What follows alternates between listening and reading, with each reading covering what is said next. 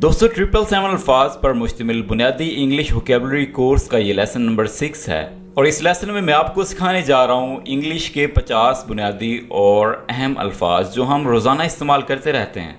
दोस्तों इस कोर्स की 5 क्लासेस हमने ऑलरेडी इसी चैनल पर अपलोड कर दी हैं। अगर आप basic English vocabulary course join करना चाहते हैं तो आपने सर्च करना है यूट्यूब पे basic English vocabulary course class 1 और क्लास 1 से आपने स्टार्ट कर देना है।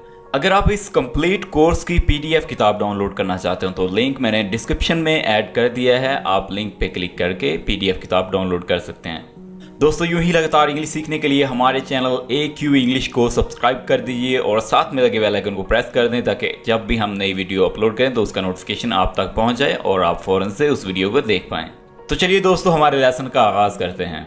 दोस्तों सबसे पहला वर्ड है हमारे पास स्टेशन। स्टेशन स्टेशन का मतलब है अड्डा। ब्रेड ब्रेड हम कहते हैं रोटी को, ब्रेड। चार्ज चार्ज का मतलब होता है लागत या खर्च, यानी आप अगर कोई चीज़ लेते हैं तो उसके चार्जेस होते हैं। आपसे शॉपकीपर या जहाँ से भी आप चीज़ लेते हैं वो आपको चार्ज करता है। तो चार्ज का क्या मतलब है? लागत आना, खर्च आना। Proper, this word is proper. Proper का मतलब है मुनासिब, सही।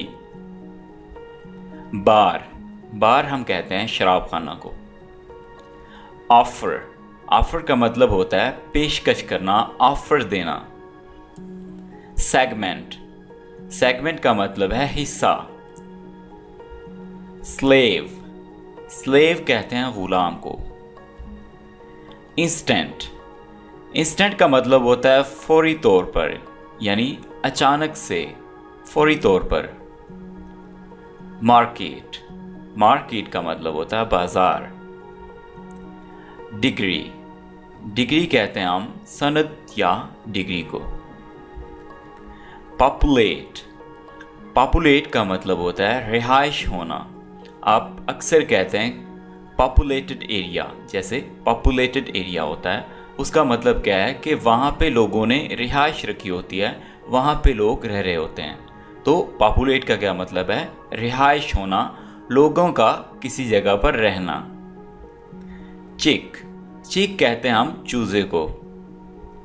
डियर डियर का मतलब होता है प्यारा, अजीज। एनिमी एनिमी हम कहते हैं दुश्मन को। रिप्लाई रिप्लाई होता है जवाब देना।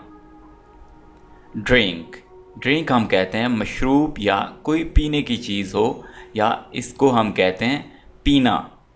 इसको हम एज अ वर्ब भी यूज़ करते हैं और एज अ नाउन भी यूज़ करते हैं। तो ड्रिंक का मतलब पीना भी है और ड्रिंक का मतलब कोई पीने की चीज़ या कोई मशरूब भी है।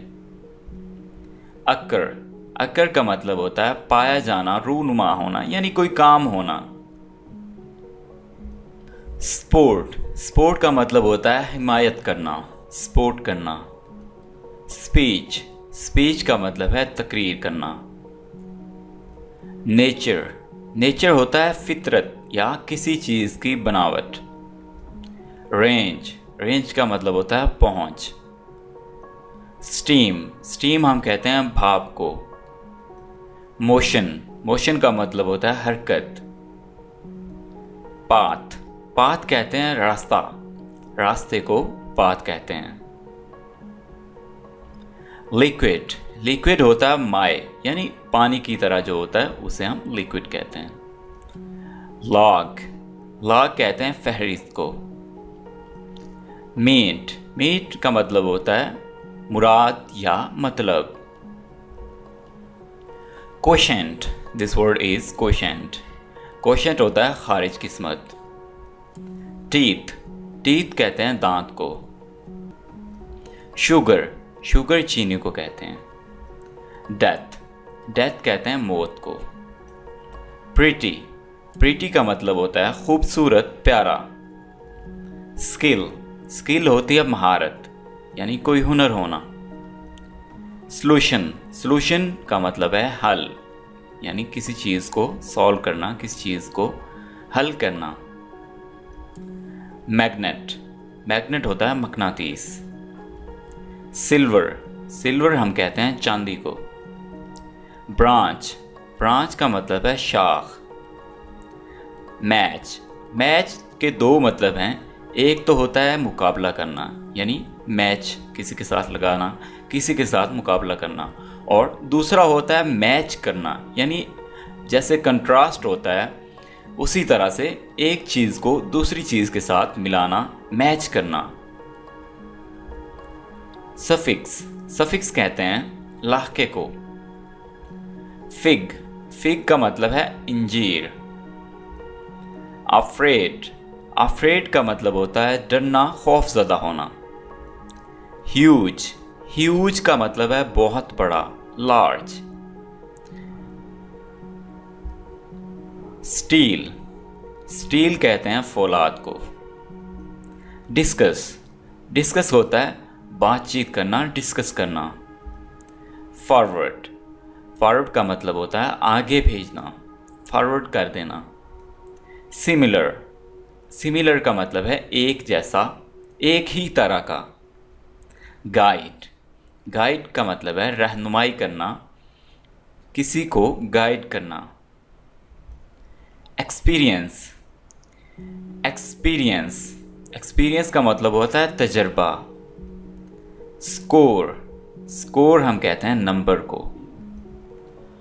दोस्तों ये लेसन बच्चों और ख़ास तौर पर ऐसे लोगों के लिए बहुत ही मुफीद है जिन्होंने अभी इंग्लिश सीखना शुरू किया है, यानी ऐसे लोग जिनकी इंग्लिश वोकैबुलरी वीक है और वो अपनी इंग्लिश वोकैबुलरी इंप्रूव करना चाहते हैं, तो ये लेसन उनके लिए बहुत इंपॉर्टेंट है, बहुत ख़ास है। दोस्तों अगर आपको ये वीडियो अच्छी लगी, इस वीडियो को लाइक कीजिए, अपने दोस्तों के साथ शेयर कीजिए और कमेंट कीजिए अगर आपको किसी टॉपिक पे लेसन चाहिए। इसी तरह से लगातार इंग्लिश सीखने के लिए हमारे चैनल AQ इंग्लिश को सब्सक्राइब कर लें ताकि आप हमारे साथ लगातार इंग्लिश सीखते रहें। Thank you for watching this video.